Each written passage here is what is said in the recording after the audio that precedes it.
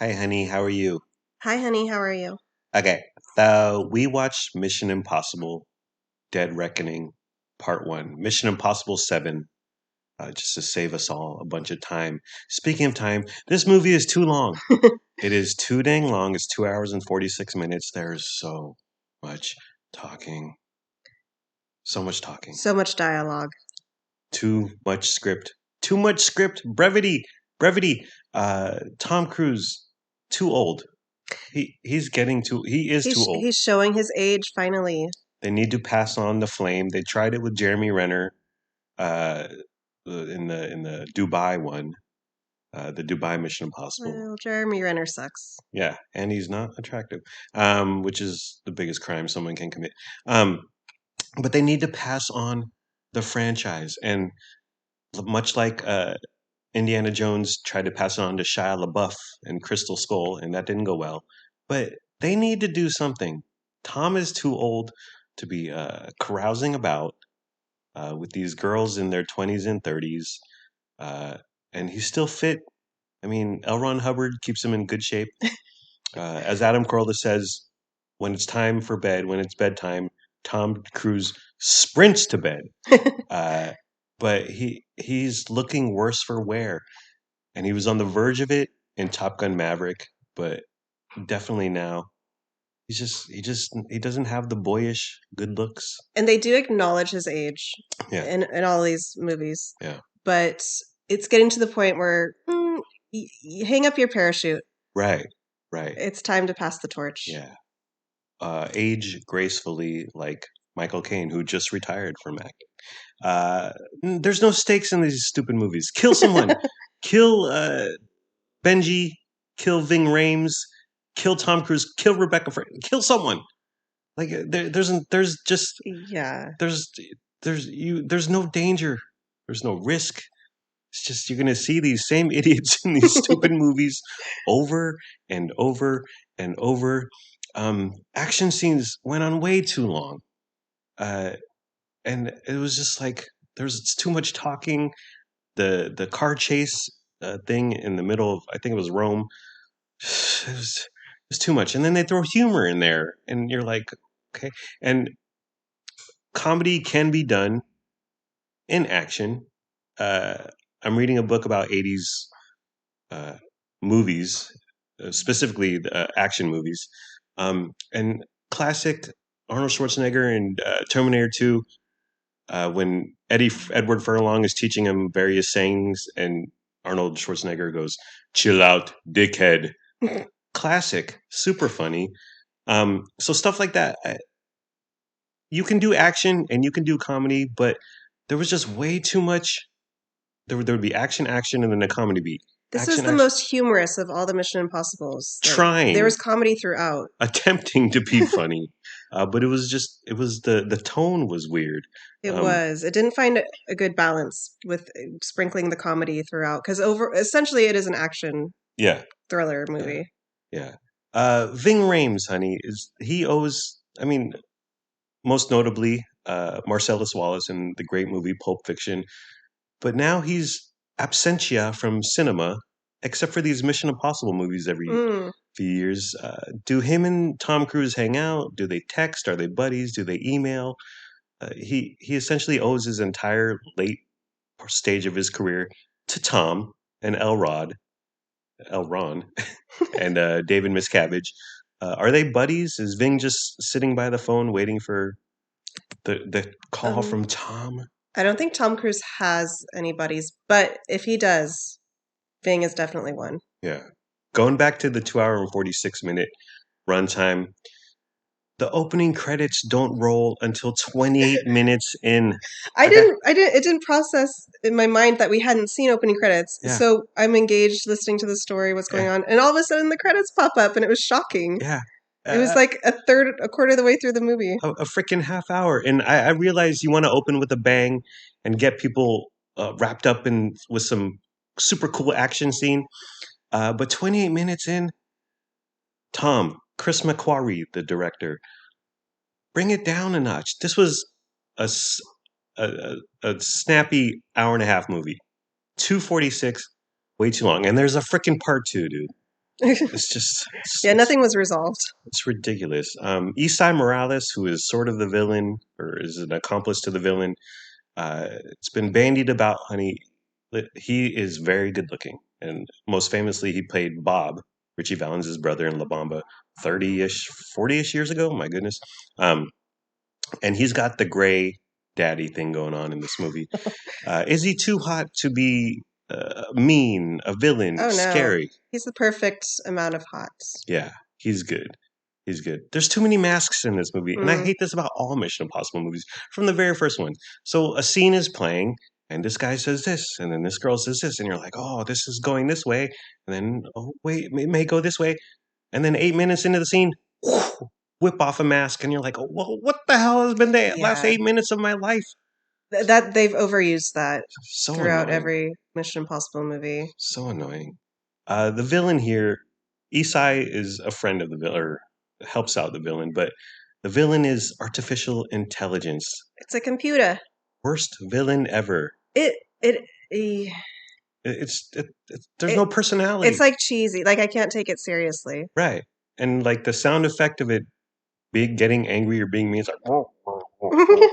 I was like, what the hell? Yeah, like you can't empathize or be afraid of like what its goal, what its end game Yeah, is. Like take over the world, I guess. yeah, But it's just yeah, I miss the human touch in my villain. yeah. And it does have human help with Isai Morales, but in the end, it's just this computer thing. And you're like, okay, this is not scary Yeah, or at one point it's like, what do they call it? What do they call the AI villain sentient thing? or something. Oh, the The And oop. the entity. Yes, at one point they're like, the entity is here. And then it shows a screen. It looks like one of those screensavers from the 90s with like laser lights. Right, And they play that. Oh, right, it's like, what? right. Ugh, so dumb. The fighting, and we've been spoiled by the Matrix and John Wick. But the fighting is just so subpar. The hand-to-hand combat. At one point, there's a tight space fight. It's a small space between two buildings, very narrow. Tom Cruise fights the Asian chick, and I'm like, okay, this could be a thing. Like, I like this setup, but it was ridiculous. Like, there's no room to throw a punch and kick, and I was like, this is just dumb, and it's all editing, and it's all camera angles. I was like, there's no way that this could be pulled off IRL. The fight choreography, hella missing in this movie. Um, so back when this was being promoted, uh, Mission Impossible, the movie, Paramount, whatever, they released this like 13-minute featurette on the big action set piece in this movie, where Tom Cruise jumps. He's riding a motorcycle and he jumps off a cliff, and then he lets go of the motorcycle and he flies down and he parachutes down to the train, whatever. And I watched this thing and I was like, okay, wow, this there was a lot of time and a lot of work and a lot of money. Like they practiced it a couple hundred times in London.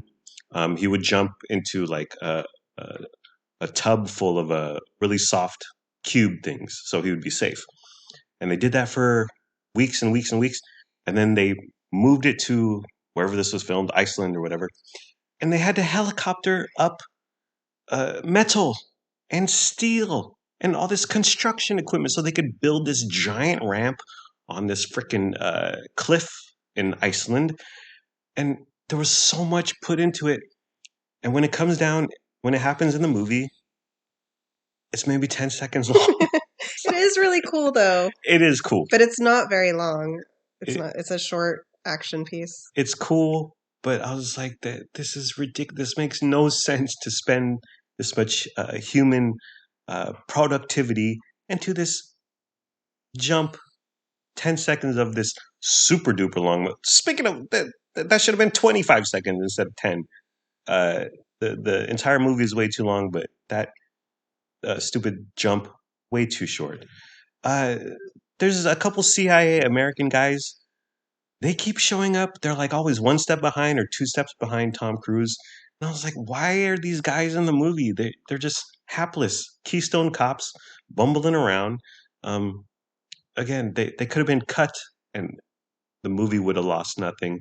The final action set piece on a train is cool. Um, and they do the typical fist fight on top of a moving train. Well, I've seen that before. Speaking of Mission Impossible 1. Um, but then at the very, very end of this long uh, tale, they do it's cool. Like the train's falling, spoiler alert, the train's falling off a cliff and they got to go from train to train to keep uh, getting into keep being safe or whatever, escaping each train that falls off one by one off a ravine. I thought that was cool. uh, mi7, 96% on Rotten Tomatoes. I thought it was a terrible movie. It was by far my least favorite of the Mission Impossible, and I love these movies. Yeah. I always want to go see them in the theater when Yes, they come out. we almost did see it in the theater. I'm here for old Tom Cruise. Eh, I wish for his longevity. Although after this movie, it didn't hit the same way that the others have for me. yeah. You want Tom Cruise's longevity? Well, I wish him well. Oh, I want him to be a happy old man. I'm gonna tell Leah Remini you said that. um, but we recently also saw the new Indiana Jones. Also terrible. Which one was worse?